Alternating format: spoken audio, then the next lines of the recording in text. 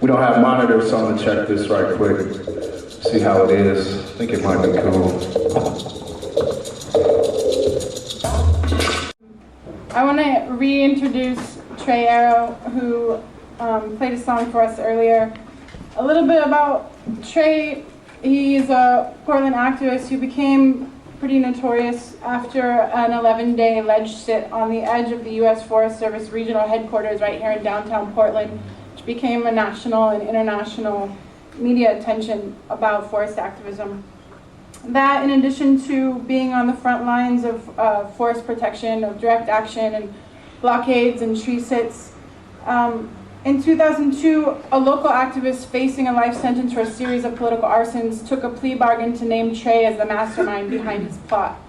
And Trey fled to Canada, but was later arrested and held and extradited back to the U.S. after being denied political asylum. And he was listed on the U.S. FBI's most wanted list as an eco-terrorist and spent almost 6 years in prison. Today, Trey remains on the front lines and advocating for direct action for social and environmental justice, and he's going to speak to us now. Yeah.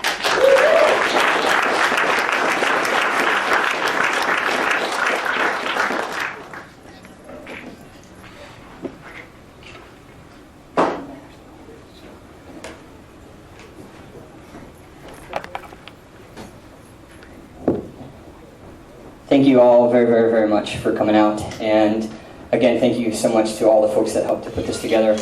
A blessed Earth Day to you all, today and every day, of course. Today marks the 40th anniversary of Earth Day. And on some level, it's very monumental, and it's very encouraging that there's been 40 years that this day has been recognized of a day to be aware and to be conscious about our interaction with this one and only sacred planet. The other side to that is that many people argue that we're worse off, or we're certainly no better than we were 40 years ago. Now, granted, there's been the passage of the Clean Air Act and the Clean Water Act, and certain, we don't, not that I know of, we don't have rivers catching on fire like we did in the 70s.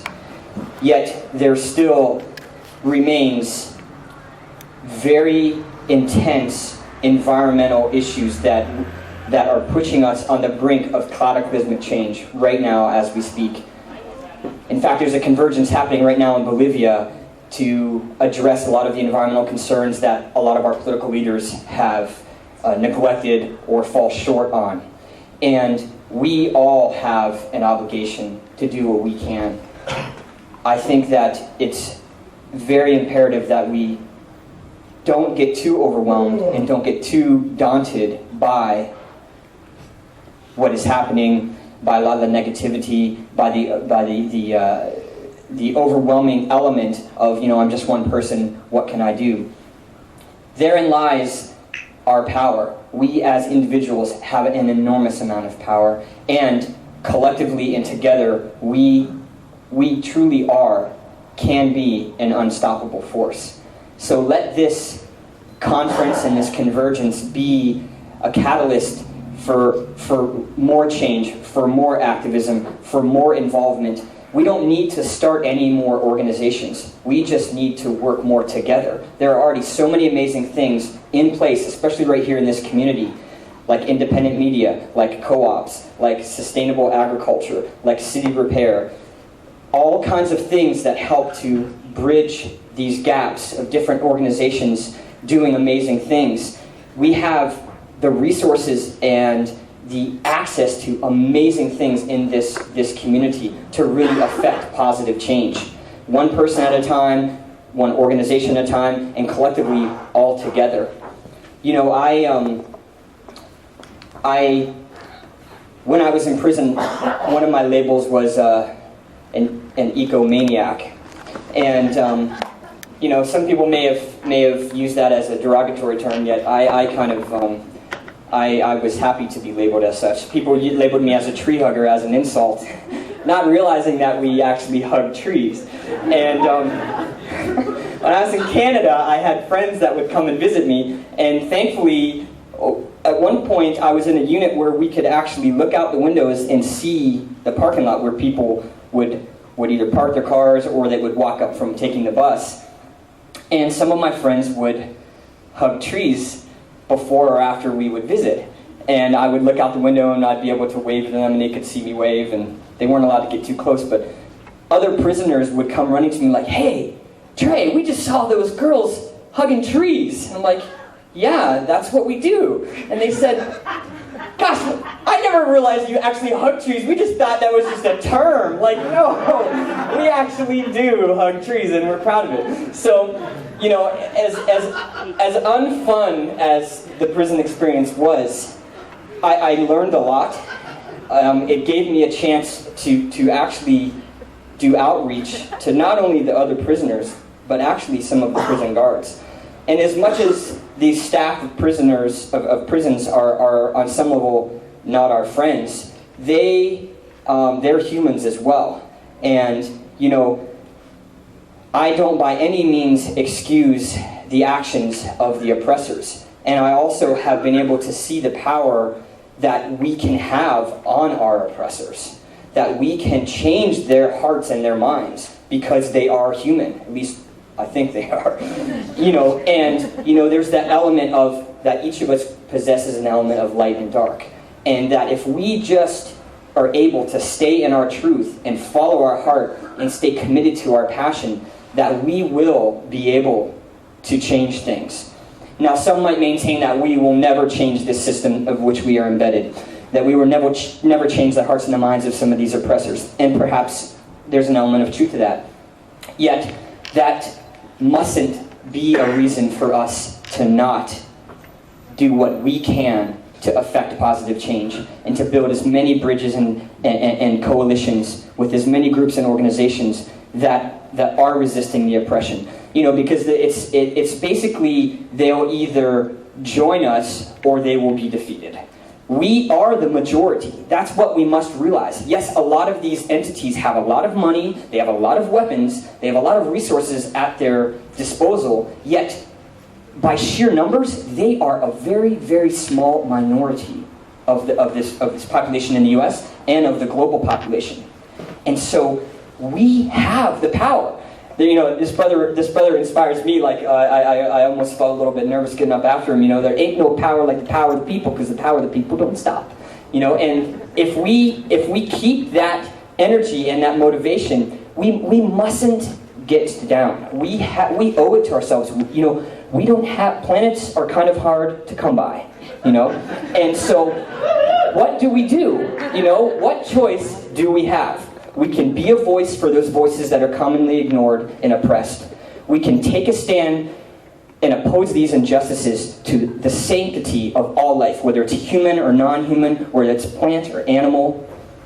We can do what we can to create and help protect this planet and for future generations, and not just our species. I mean, we've done a pretty good job at showing that we can procreate. You know, so it's in this almost 7 billion now number of one species, we have managed to wipe out hundreds, if not thousands, of other species in a very, very short amount of time. And I would like to say just a couple things, because a lot of times we get questions like, well, hey, what can we do? You know, I feel overwhelmed, or I don't want to march because I don't want my children to get arrested at the marches. You know, I feel like I can't really do much. Never doubt the power of our food choices. Today, this food is provided, it's all vegan, provided by the Ethiopian restaurant. There's little flyers on the table. The bamboo plates and the reusable plates were donated, shared by Blossoming Lotus, a vegan organic restaurant on 15th and Broadway. And, you know, a lot of people are talking about climate change, they're talking about carbon footprint, they're talking about what we can do. Let me tell you something, hybrid cars are not the solution to climate change. Bikes. You know, and I mean, what better day to... That's why I kind of like opening this up so we can see a little of the sunshine while we're in here. You know, what better day to make a commitment? Like, what are we going to do? Now, there are tons of scientists, data, research. There's all kinds of entities that have proclaimed that eating dead animals and supporting the mass production, factory farming, contributes more to global devastation and global warming than any other practice.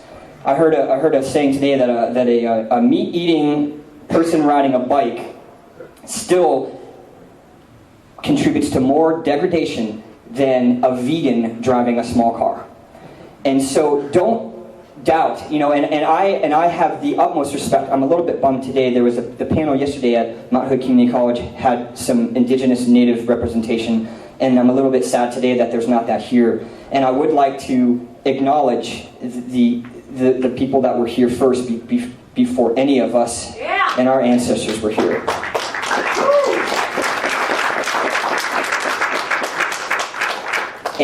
And let it be known that, there was a comment that was made yesterday that Jeff and I are out, and we're white men. And it's a very strong possibility that if we happen to be black men, or if we happen to be native men, or if we happen to be women, that we might not be out.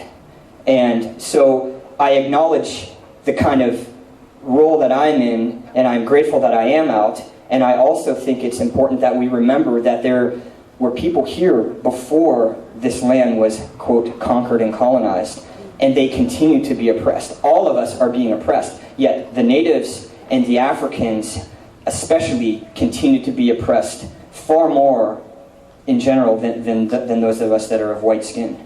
And I have utmost respect for natives that choose to hunt and live a subsistence existence, incorporating animals into their diet. And even though I follow a vegan path, I'm not going to judge them. I still advocate a vegan lifestyle. Yet, predominantly, most people do not go out and kill the food that they eat. They purchase it at McGarbage, unfortunately, or death on a bun by Murder King, Kentucky Fried Cruelty. They might go to Safeway, they might go to Fred Meyer, they might even go to a natural food store, thinking they might be doing something better at Whole Foods or New Seasons. Yet, if you don't have a direct contact with the food that you're eating, I say that there's something greatly amiss. And there is an amazing amount of local community sustainable agriculture here. Organically grown food.